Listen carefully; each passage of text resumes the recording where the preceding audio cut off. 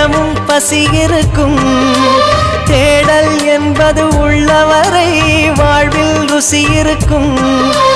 பாடல் போல தேடல் கூட ஒரு சுகமே. இசை பாடி வரும் இளம் காற்றுக்கு உருவமில்லை. காற்றலை இல்லை என்றால் ஒரு பாட்டொலி கேட்பதில்லை. ஒரு காலம் வருகையில் உள்ளம் கொள்ளை போகுதே.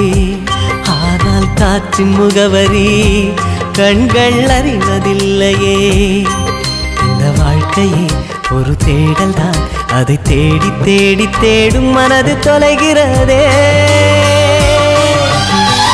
இசை பாடி வரும் இளம் காற்றுக்கு உருவமில்லை. காற்றலை இல்லை என்றால் ஒரு பாட்டொலி கேட்பதில்லை.